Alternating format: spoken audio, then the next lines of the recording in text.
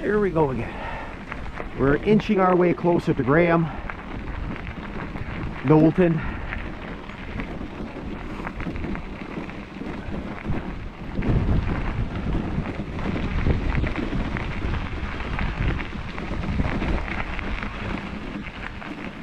Again, you can see the examples of the logging that was done, I guess fairly recently. And again, why they were logging here in the past. Right, so in some cases this area has been logged over multiple times.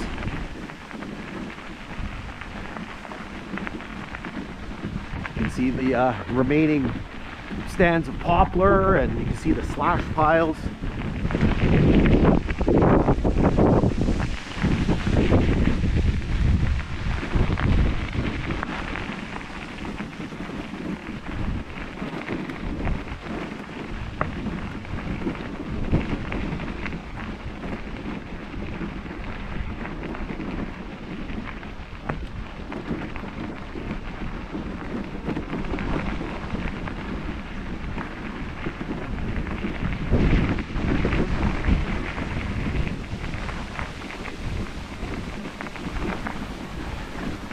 And just a beautiful day today. The shadows and stuff are not too bad here.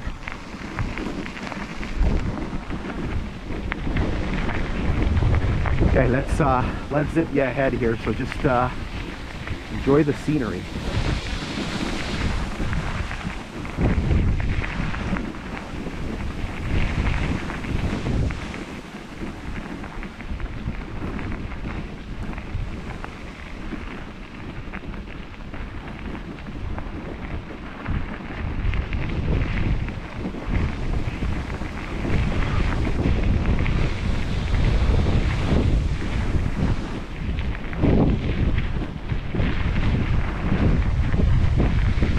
We're just chugging along here.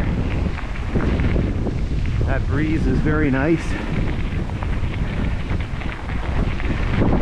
Kind of running west now. 270 degrees. We do have the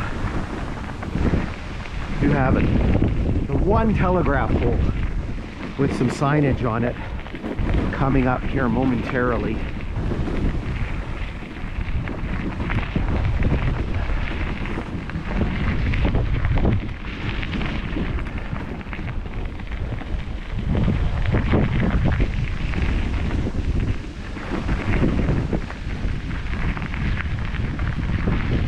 There's a pole in there. The pole that we're interested in right here. Now let's see if we can make out the sign. Before I was staring at it and there was a bit of a shadow.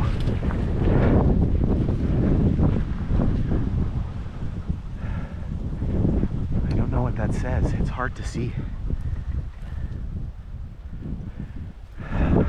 I want to say it says 60, but I could be wrong.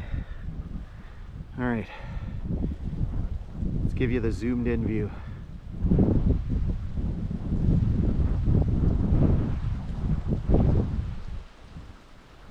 I don't know.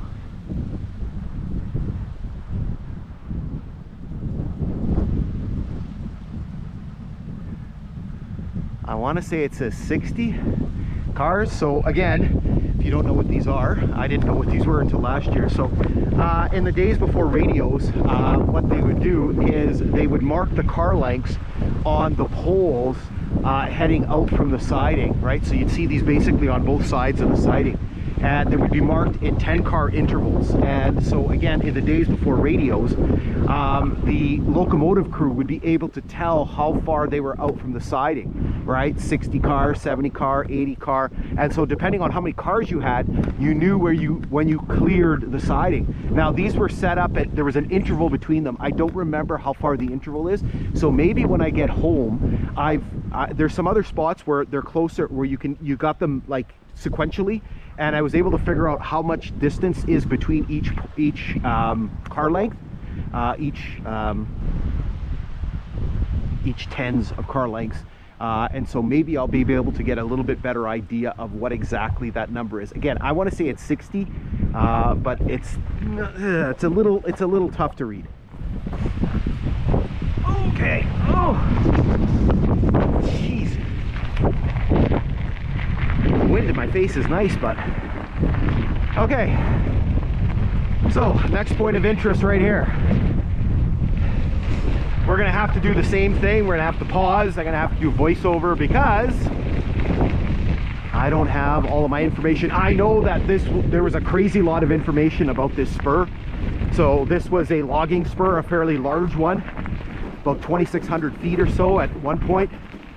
So we'll pull over here, and it's a through spur, so it comes back around. You can see some of the logs that I'm not going to go over there. I'm tired. You can see some of the logs that are piled up. I'll show you where it comes back in. But what we'll do is, again, I'll give you the voiceover, show you the maps, and I'll show you the timetables. At milepost 70.4 or 99.2 on the original line, there was a spur belonging to the Great Lakes Paper Company. From 1968 to 1972, it was a 76-car spur connected at the west end. Then from 1976 to 1980, it was a 3,816-foot or 3,820-foot spur connected at the east and west ends. In 1981, it became known as Great Lakes Paper Spur GR33, and until 1993, it was a 2,000-foot spur connected at the east and west end, or 2,000-foot spur connected at the west end. On the 1979 map, it shows it only connected at the east end.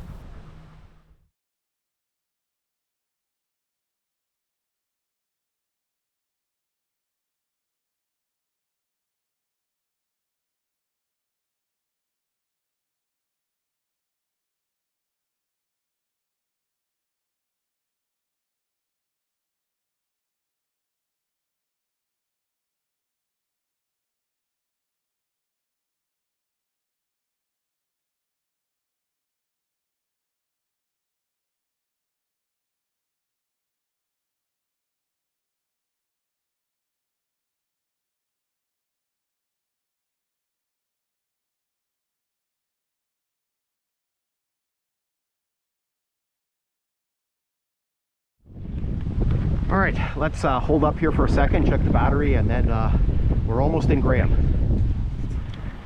Okay, here we go again. So the railway grade would have continued this way, again the spur going that way, and we are almost getting to Graham here. You can see there's a little bit of rock work here. There's a little stretch here, so maybe, I don't know, 6 feet, 7 feet at the most. A little bit lower here. This is only 4 or 5 feet.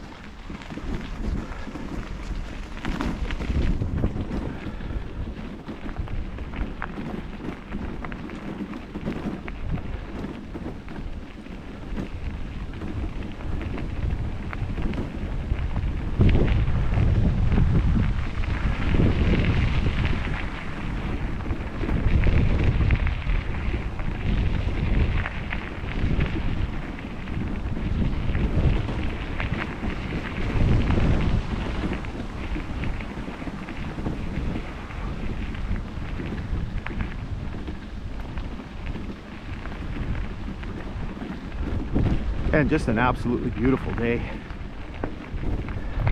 Hopefully the video's turning out okay.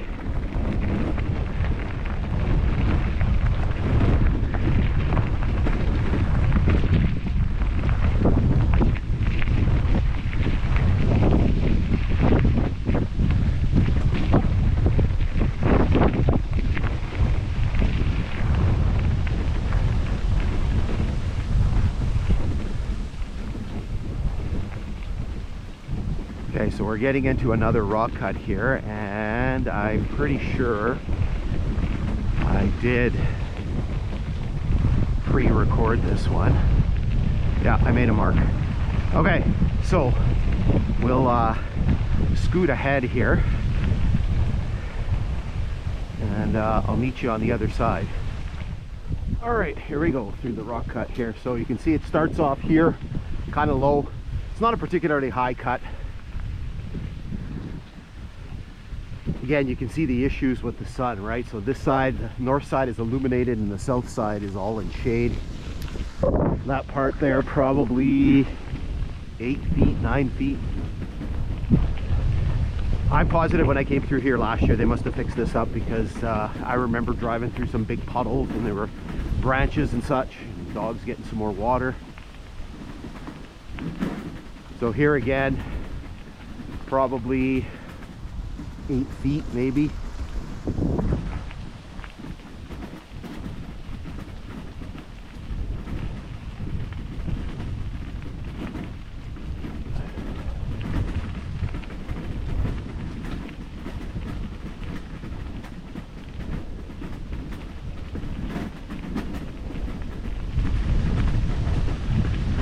All right, so here it starts to peter out. Oh, that breeze is so nice.